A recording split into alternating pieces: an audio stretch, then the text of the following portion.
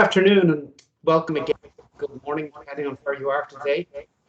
Welcome to the Enterprise Universe channel with Dr. James Stalker, our resident entrepreneur, scientist and inventor and CEO of the Enterprise Universe. Good afternoon, Dr. Stalker. How are you today? Thank you, Emmett. I appreciate the introduction. So we've been having many discussions, Dr. Stalker. Last week we talked about climate change and the challenges that countries are facing. So maybe we should just to move on to more towards what that might look like in terms of implementation steps. Assuming that we have countries that understand that there are significant climate challenges and that they need a climate modeling solution in order to address their both economic and ecological challenges that they're facing. And if we can assume, therefore, that there's going to be a growing demand for these types of technological modeling and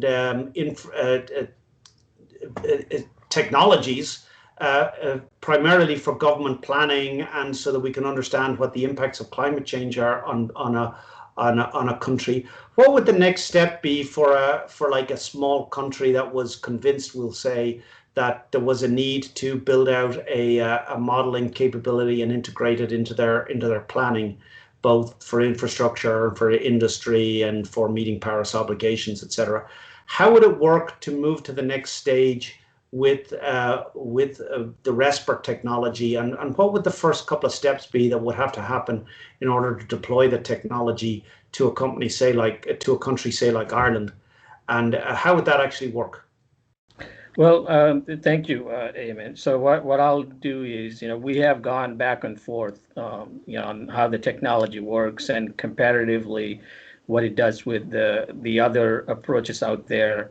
And I talked about the big paradigm shift to where it is model-centric, not observation-centric, and it's not just interpolating, extrapolating data, but actually enabling the underlying physical processes, all of that. So now, as the chief of the division, I would say, Mr. McCormick, we have been going back and forth, hopefully over a few days that we actually interacted. Mm-hmm. Now, let's just say, are you ready to move forward? Then I will present my next steps. So what would those next steps be then? So let's say we have agreement. There are definitely urgent use cases for the use of this technology, everything from flooding protection to agriculture to meeting my Paris obligations. So how do we get started here? Well, the first thing I will do is, define the scope of the project in terms of the area, land area. And land area really is the key element of the cost issues and the timing of the project and so forth. So I will come up with a number for the project and also the number of years it might take. In this case, I'm projecting anywhere from 2 to 3 years, because it's a smaller country, relatively speaking. We would be able to do that in that time frame. So I will give that. And I will also give you some validation measures before we embark on the largest project countrywide. As part of the proposal, we will also do some validations. Even if you don't ask, we would want to do that. That's part of our strategy as to how to go about it. It's really a small amount of effort, probably 1 to 2 months at most. And then we do the validations against actual observations available in your country. So that's what we would do as a first step. But when we start doing the simulations, it will be in the US. We will put the right amount of computers and the people and the level of training that they would need, and depending on the size of the country. In this case, I would engage those entry-level people, mid-level, and then the senior-level people too. So think of it as a pyramid where there are lots of entry-level people, and mid-level managers are fewer than the entry-level, and then the top-notch scientists also. So that's really how we would put the team together for your project. They are dedicated fully to your project until the project is completed in that 2 to 3 year period. So what the first thing that would come to you, Mr. McCormick, is that a monthly map or data for the first month or first 2 months. In that time frame, we will be able to get that data out to you and then just bring it all to you, and then we'll go from there. So. Okay. Okay, good. Hi, Jane. Hi, sorry, Witchy, we're in the middle of something. I'm sorry about that. Okay. Sorry. Is everything okay? Yeah, she's good. So. Yes. Okay, so within that 1 to 2 month period, you already get a lot of the data we will go over, and we'll tell you what type of resources we see from that initial dig into the project. So, after doing that, of course, we come back to our place again and start doing the first month, first year, and then first 10 years, first 20 years, and 30 years. That's the total you would be getting, and updated each month or each quarter as we go along. So that's really how it will work. And in that time frame too, what we would do is we will be identifying some of the 100 areas that we believe this technology would be applicable for your country, but those are interactive. So you will be providing the input to us as we develop these recommendations in terms of the priority, whether the priority is water resource management or renewable energy or air pollution, whatever that you think, or the drought you mentioned for the eastern part of your country. That's something that we would take a look at it. Maybe there are some cloud seeding opportunities also as part of this whole thing. So we will be developing those 100 items for you to take a look in the application areas, but only 10 of them would actually be the final recommendations for you. So in the process of doing that, what we will do also is engage with your local universities. Because of the size of the country, I'm thinking maybe two top-notch universities in Ireland, and we will be starting Stalker Research Institutes at those 2 locations, and we'll be interacting with them too as the project is ongoing.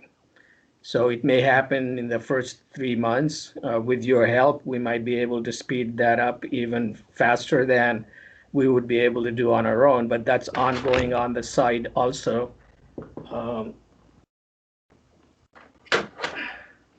So that's really the process as far as how the whole thing is going to be done interactively.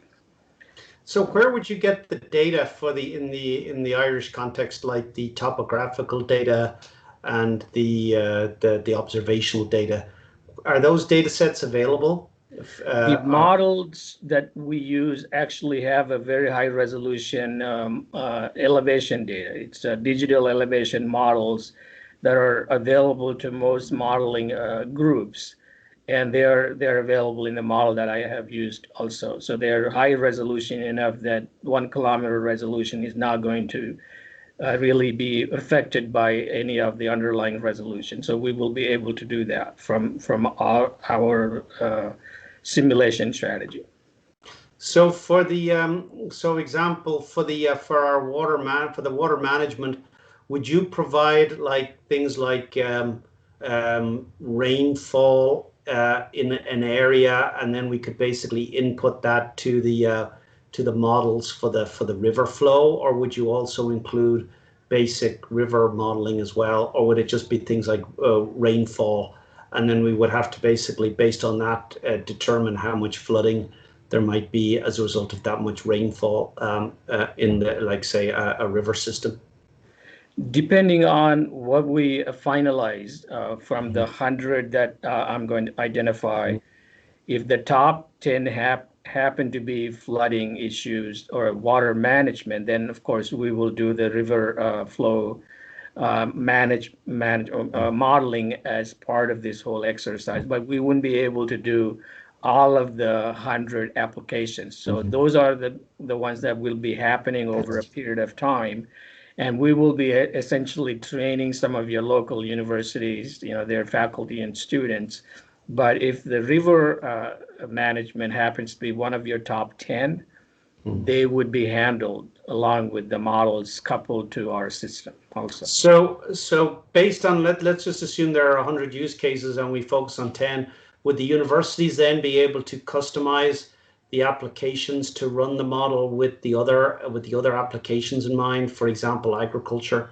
Let's say if we wanted to do crop yields and impacts of climate on growth of the crops.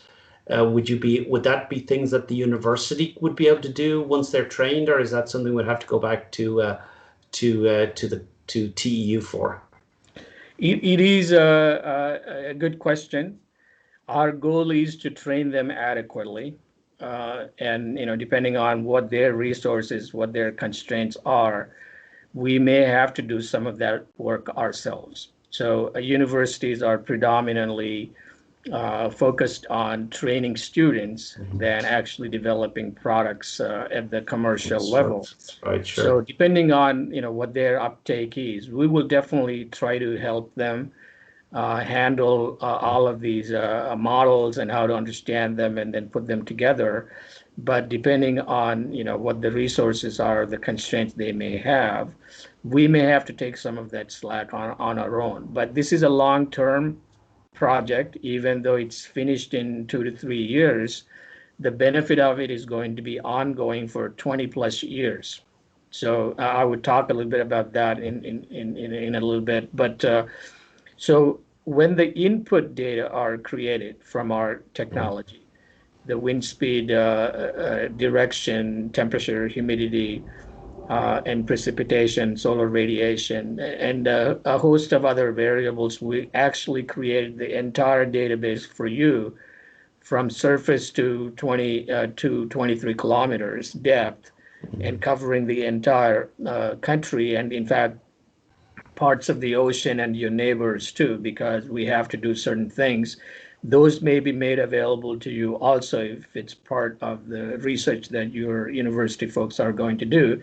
But mainly the focus is to finish the applications for the 10 topmost areas that you're interested in, or we will identify them too for you. We would say you will get the maximum benefit if you focus on these 10 first.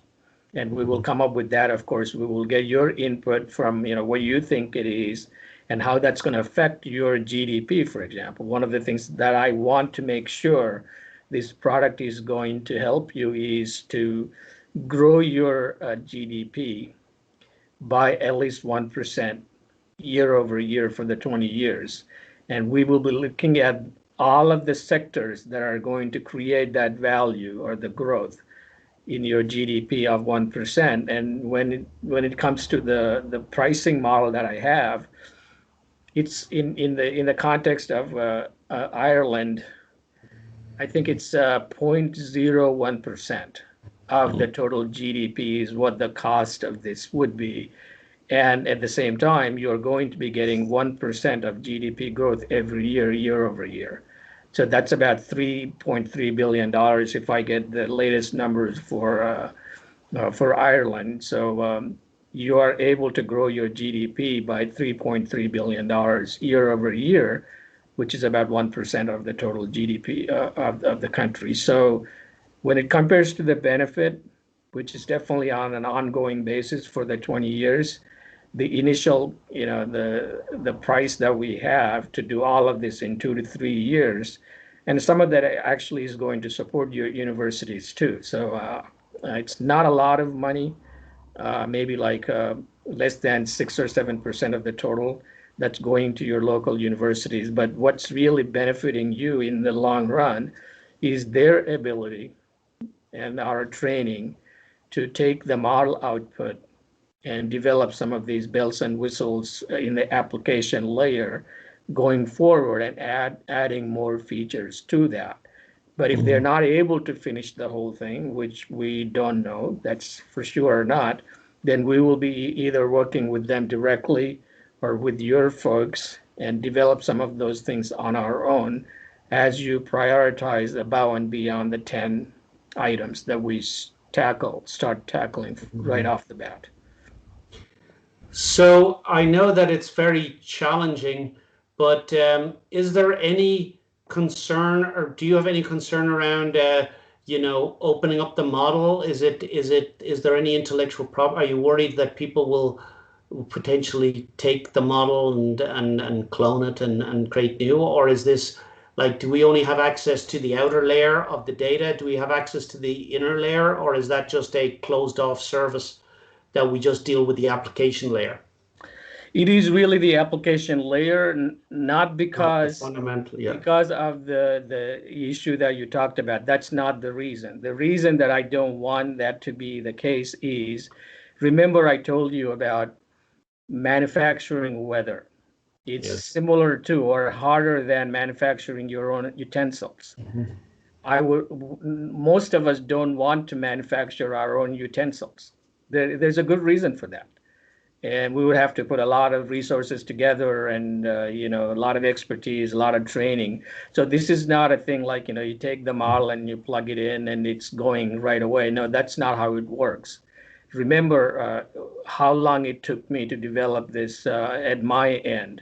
So it's probably going to double that effort on the other end. So I would not recommend doing that, not because I'm not trying to really open that up, but I want to train them where the maximum bang for their buck is, and that's in the application layer. And I think they can get the expertise too. That's really crucial, but it takes over a period of time. It's not something, you would say, okay, you hear from my presentation, you're running with it. That's not how it's going to work. It's going to be an ongoing process. I would have to get involved, and I'm very much interested in getting involved. So the answer would be, if we were to do that, it's going to take more time, it's going to take more effort, and it's going to take more money also. But at the same time, there is every chance that the quality is going to go down. Right. So that's one of the reasons why I don't think we need to touch the data production layer, but taking the data from there and doing the analysis and the applications. Those are relatively easier to manage and takes less time to get trained on. And also the quality is not going to be suffering in those areas as much as in the production layer. Right. Right. Understood. And of course, there's a lot of dynamic, unique factors. For example, in the Irish context, there's a lot of, if we go with reforesting, or there's talk about the bogs of Ireland and reforesting those. Will your model be able to help us with scenario planning, not just figuring out the impact, but also helping us do policy changes to figure out how different scenarios of, let's say, for example, forestation could affect the climate? Is that a possibility? It is a possibility, and I think that would come back to us again because of the fact that it requires a lot more expertise. So depending on the 10 that we're going to tackle up front in the first 2 to 3 years as we complete the project, we will come to know a lot of issues, a lot of factors that you might be thinking about. We will be recommending some of those, and the forestation and how to create sinks and sources and what the optimal distance is. All of that would come to us, and we will be doing that application development more so than training your people in Ireland. So it sounds like for the application end, it is more like what is happening is that the application people would take the output of the data that was produced. So it'd probably be more like climate adaptation, at least in its early iterations, because you're looking at data that's coming to you, and then you're saying, well, what's the impact of this data on my agriculture, on et cetera, and that it's more complicated when we get into kind of scenario planning, the what if analysis of, well, policy A would say this, policy B would do this. That kind of scenario planning looks like it would be a more complicated next iteration. So you'd start with climate adaptation, and then you'd move into climate mitigation, if you will, as probably a second level of sophistication. Would that be fair? It is, and it's really up to you customers. So we recommend things, but you would say this is our high priority. Depending on, of course, we will make strong recommendations, clear recommendations, but it's really up to you which one you want to tackle first. Right. So depending on that, we will be able to figure out if climate change is the issue. Remember, one of the things that there are two things that would happen when you have this effort ongoing for you. One is to understand your resources more quantitatively than ever before. So I'm not exaggerating when I say that, because ever before you were only using 10% of the information if you were lucky. That's why that assumes you're using the information at all, frankly. Right, that's also possible in many parts of the world. That's even a smaller percentage. We're talking about developed countries where they may come close to that type of data, availability. But in the other parts, no. But so what I'm saying is your quantitative understanding is lacking now, and that's what we're going to increase. That's the first thing. So based on that, you're going to be able to optimize your resources for taking advantage of what you have in terms of building the infrastructure to grow your GDP. That's one thing. But the other thing is you will also be able to minimize your losses, productivity losses, due a lot of things like flooding, lightning, and drought, and also air pollution, other types of pollution. These are things that are really diminishing your overall growth of your productivity. So we're able to do those things for you based on this knowledge base that we're going to put together. So that really sounds like then it's really breaking down into three major use cases. One is resource utilization. The other one is climate adaptation. And then the third one, which again is what are the right moves to make as a country to optimize our future state as it relates to our climate inputs. And I think that is the most challenging area, perhaps, where it's not, there's so many climate options. Perhaps you're better off just maximizing what you have, going for adaptation, and then being very selective around the types of best case climate change policy issues. Because it's not at all clear to me, Dr. Stalker, that governments are taking they're taking a quantitative approach to making their policy decisions. It seems very qualitative, and so for example, it's not very clear to me that laying a pipe halfway across the Irish countryside is the best way to deal with the water issue in Dublin, for example. I think there's a lot of questions to be answered, but it sounds like it's something that's almost like a generational investment in being the stewards of the local environment and understanding what the opportunities are, as well as what the risks and what the options are. So to that extent, it feels like training and change management is going to be a huge part of this whole deal. Training our scientists, training our industry players, training everybody. Have you got any solutions that can help us with that?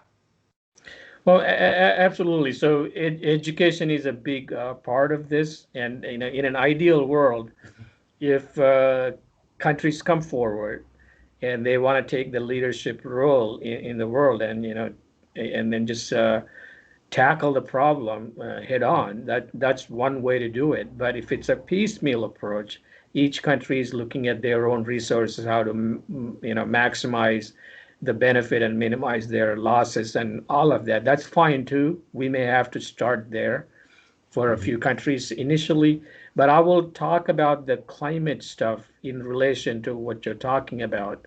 But I want to make sure I want to wrap this up as far as putting a project together and the timelines and the training regimen I'm going to put together for the country and some of the benefits that you're going to see right off the bat within the first 1 to 2 months, and every quarter onwards, you will be having updates, and we will be closely working together with your folks, your technical team or your business development team. And as the chief of the natural resources, you will be in all of those meetings because you want to know what's going on too. So that's really how I would like to get this project done.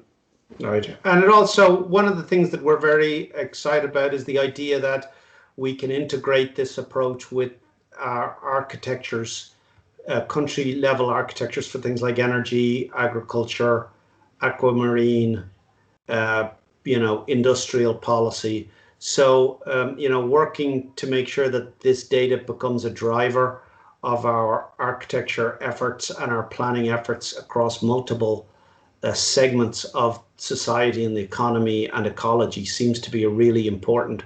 It almost feels that this is a driver of several downstream and interrelated sectors of the economy and the society and the actually the ecology of the whole country. So that seems like an important aspect as well, is to integrate this into a more holistic state planning methodology.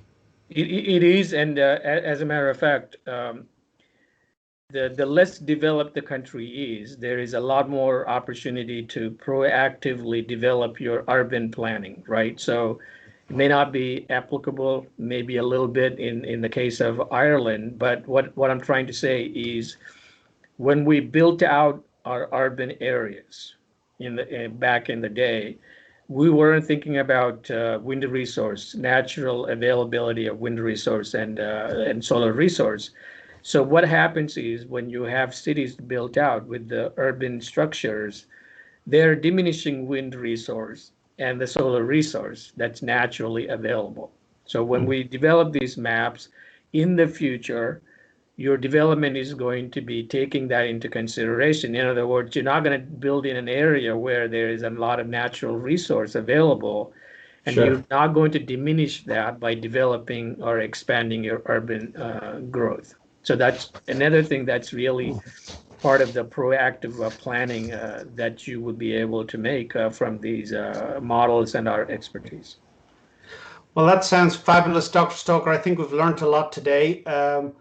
Firstly, I think we've learned about the how the process would operate in the context of a small but a country, but one that is growing rapidly and has a strong economy.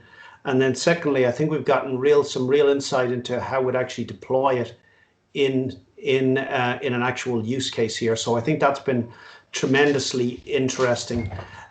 So I think for today we may want to just we've covered so much. I think this is maybe a good stopping point for us. But perhaps on our next is there what do you think might be a good next topic of discussion for us so the audience can so what they might have in store for them next week?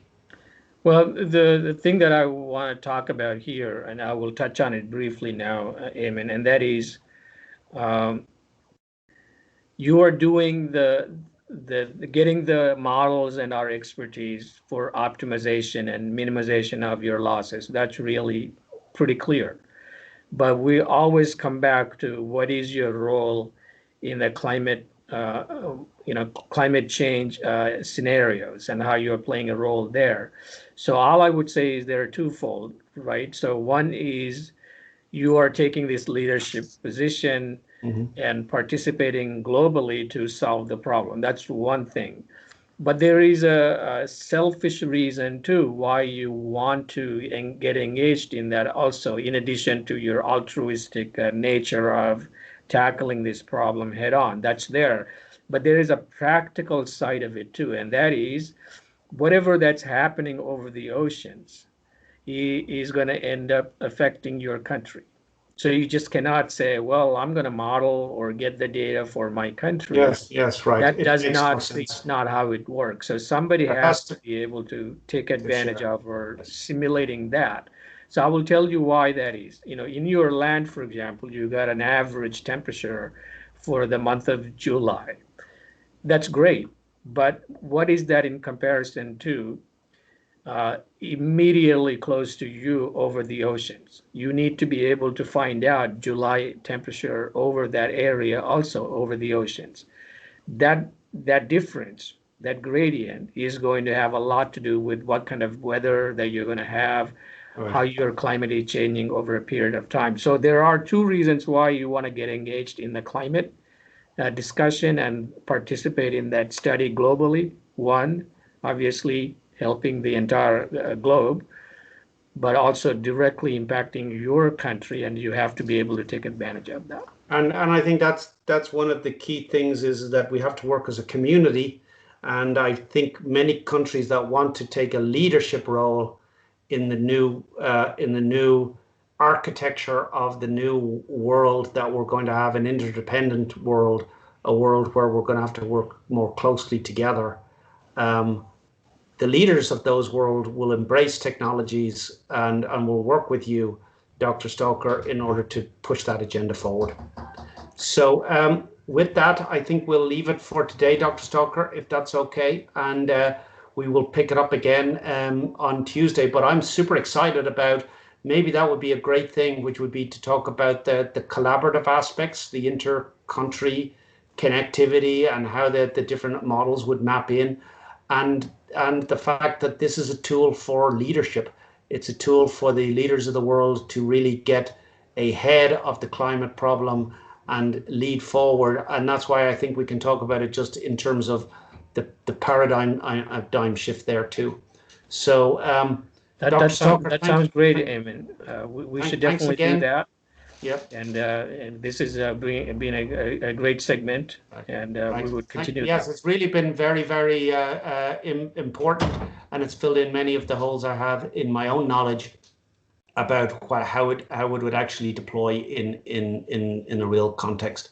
Thanks so much, Dr. Stalker, and thank you everybody for tuning in. And we'll have another exciting episode in a few days here. Thank you so much, and Thank don't you. forget to subscribe out there, please. Thank Thank you, you. Eamon.